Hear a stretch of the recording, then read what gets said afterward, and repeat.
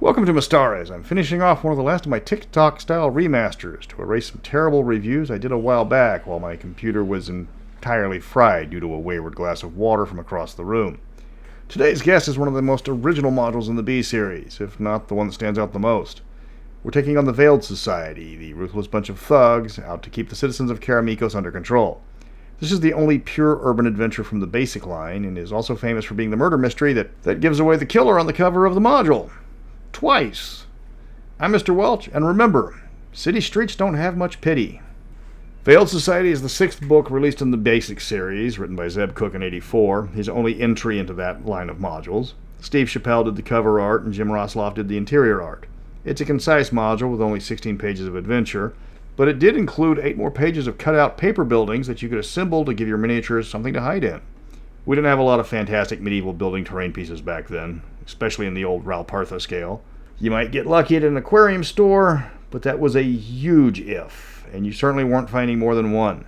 Your only other option was to find a 00 train scale building, and that was if you were lucky to have a local model train store that could order something outside the usual train scales. Even then, that was expensive. Having buildings for props in the 80s was a luxury, even if they were luxuries that required you to turn down the ceiling fan. This is a review for DMs running the game, so from here on out, there be spoilers. Veiled Society is a bottle adventure taking place entirely in one location, this being the capital of Karamikos, Specularum. This also brings out some of the early weirdness with the contradictions to the Grand Duchy of Karamikos, which came out a few years later. The changes are things like the population ballooning from 5,000 to 50,000. Use the gazetteer if there's a question, but most changes can be considered cosmetic, so it's not much of a problem. Remind players familiar with the setting that there's more than one Lady Magda, so the one they meet early in the module is not the one from Marilanev. This can cause some confusion for people very familiar with Karamikos, and has led to a few funny mix-ups when the DM decides to name 5 different NPCs Magda to mess with the players. The bitter dowager from Marilanev doesn't appear in the Veiled Society, so it's just to mess with the players' minds. This adventure stands out as the only one in the basic series that doesn't devote itself to being a dungeon crawl. There is a brief dungeon that's more of a basement crawl, but most of the module is above ground and often in the streets. There are also very few non-humans here, only with some mooks in the cellar used for labor and some surprise zombies. But on the streets of Karamikos, it's all humans. There aren't any big monsters, and you won't be looting many bodies in the middle of the road. The module has a lot of interactions with NPCs, so charisma is actually useful here. This is a great place to start a campaign if you want to use the rule cyclopedia skills. The module is arguably the one that benefits the most from the immersion treatment. The entire point is to showcase the differences between the 3 most powerful families in Karamikos. These families have very different loyalties and showcase the split between the native Traladarans and the powerful Phaeacians. For maximum enjoyment, hammer these differences home. They speak different languages. Letters from the Radu family are going to be written in Traladaran. The Vorlai communicate in Phaeacian. The Toronescu are also Traladaran, but they aren't hostile to the Phaeacians. Keep common as a trade tongue. It's based on the Phaeacian language, but you can't say much except basic concepts. It's like 2 years of Latin compared to fluency in the language. You will need characters fluent in both languages, as deciphering clues is an essential part of this adventure. How you speak to someone is just as important as what you say to them. The whole premise of Veiled Society is that Specularum is a city on edge. The Duke has left the city to run itself outside of essential law enforcement. Pay your taxes, don't kill anybody, don't burn down his capital, he's happy. It doesn't hurt that weapons are mostly illegal in the city and players have theirs tied up securely when they arrive. Magic is frowned on, and getting caught with an illegal weapon is a very bad thing. The module isn't combat light, but players must be somewhat careful if they draw steel. This means the old established powerful Radu and Toronescu are vying for power, with the newly arrived Vorlai trying to establish a foothold with the merchants. This is reflected by the city divided between the families and their foot soldiers, frequently brawling over territory and insults. The players find themselves in the middle of this when they arrive. Unless they are established citizens of Specularum, they have no dog in this fight, but that's not going to keep them out of trouble. The families see anyone who's not loyal to them as a threat. The players walk into a tinderbox in the opening scene of the adventure, when they find soldiers of the Toronescu and Radu families about to erupt into a shoving match over a religious parade. This also mimics the religious strife, as the Toronescu are honoring a saint of the Church of Karamikos, while the Radu family is firm followers of the Church of Traladara. The players can intervene on either party's behalf or remain neutral. They don't know the beef the parties have with each other yet, only that one side wants to do their religious parade and the other side objects. People get pushed around, and the scuffle is broken up quickly by the third faction.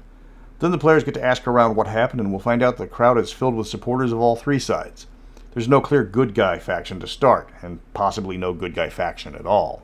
The factionalism tearing the city apart starts to become complicated as the various families approach the characters to recruit to their side individually. The party is not propositioned as a group, but the ones that seem to be the best recruits for each family will get a private offer away from the others. This can be a significant problem if different characters can't speak their native languages. You can have the NPCs provide rough translations, but they aren't going to think highly of characters that have a definite communication problem. There's a lot of room for roleplay, and since it's a low-level module, the characters might not even trust each other yet. Then we get to the most traditional part of the module, where the party wakes up at the local inn, and there's a little old lady in distress. Her basement is making weird noises and talking to her in Chihuahua. This is a straight-up room-by-room kill-em-all. You get to rescue some naked enslaved miners. The dig-a-hole type naked enslaved miners, not the Epstein Island naked enslaved miners. Needed to make that point real clear. Then you fight some traditional bad guys, find the corpse that kicks off the actual adventure, and fight some members of the eponymous Veiled Society. The party will quickly find out that the body they discovered is about to light the powder keg that is Specularum. Unless they can find out who's responsible. That leads us to the famous problem this module has. The clue left by the murder victim gives away who's responsible. On the floor, written in blood, is a partially spelled out Radu. The module tells you that the spelling could be R-A-D, R-A-O, B-A-D, B-A-O, or similar, but it's obvious which of the three families has had her killed. Plus, the Radu family is mentioned as a suspect in both the front and back cover of the module screen. If the players have been paying any amount of attention, it's obvious who she's indicating, and none of the NPCs they have met have names anywhere close to the possible spellings. It sets the characters on the path of the obvious suspect, which happens to be the actual killer. To make it a little harder, change the writing on the floor to B-O-E, which happens to be the first three letters of one of the killer's last names. That way, the party has to at least work for it. Then the party gets to watch as the city erupts in a riot.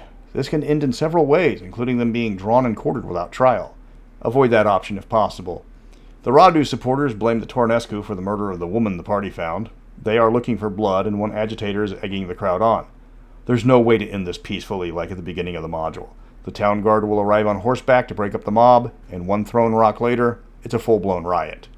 The party can lead the rioters in a small-scale battle, chase down the agitator who flees as soon as the riot starts, or just try and get out of the way. Most of these end badly, and there will be deaths on both sides. The ducal forces will win this one. If you defeat the 30 horsemen that first arrive, then 60 soldiers show up, and then more if necessary. The party needs to be anywhere else but in that riot. The party can find the hideout of the Veiled Society if they play their cards right, which gives away a good chunk of the actual plot, but doesn't get the party any closer to proving anything because it doesn't provide any physical evidence. They just know one of the places they normally meet now.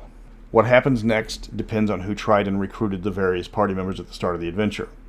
Who the individual characters sided with could end up with player-on-player combat if they don't realize what's happening. A powerful Tornescu noble needs an escort, and the Veiled Society want him dead. The players get to meet the surprisingly powerful Beggars Guild if they're protecting the noble, or they get to fight the surprisingly powerful Beggars Guild if they are now part of the Veiled Society. The characters will be contacted independently of each other by the factions they encountered earlier, so there's no time to warn each other of what's about to go down. The party will be rewarded, whether the noble lives or dies, with another Veiled Society ambush. Those who helped with the assassination will be deemed to know too much to live. Regardless, the party is in for a tough fight and a harrowing chase as they try to catch the leader of the ambush. This leads right to another Veiled Society hideout, and straight into one of the deadliest parts of any basic module. There are a lot of Veiled Society thugs here, far more than the party, and worse, they congregate together, making killing one for his outfit quite a challenge. The party has to rely on stealth. Even with magic spells, they are badly outnumbered. They have to be patient. If they wait, even as they watch a murder, the encounter will become winnable because all the mooks leave. If they don't, it's a massive scrum where the party is outnumbered 3-1. The boss battle is challenging, as the big bad is level 6. They will get help from a 3rd level fighter, but still, taking down the final boss will be a serious chore. Especially if the party is still 1st level because you're running this module as an introductory. The head of Clan Radu has a magic sword and a decent bonus to hit and damage. You may lose party members here, the boss is just that powerful. After their fight, their would-be ally tries to turn them to the side of the Veiled Society, as the party has managed to get rid of all the other leaders of Clan Radu. Naturally, he's going to run the Veiled Society as his own army. He's not a good guy in any sense of the word. That leads to a problem if you're running Karamikos and want to keep Anton Radu around as a villain. The set ending of Veiled Society has the Radu family condemned to death by the Duke, and all known members of the Veiled Society also earn a death sentence.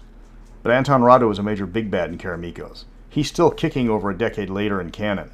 If Veiled Society goes off as written, the family ceases to be. A significant party villain dies, and the Ducal Guard hunts down his criminal gang. Even if the party lets their prisoner go or he bribes him to his side, Anton Radu is still dead. It's a tough call how you want to handle these changes if you want a Karamikos campaign.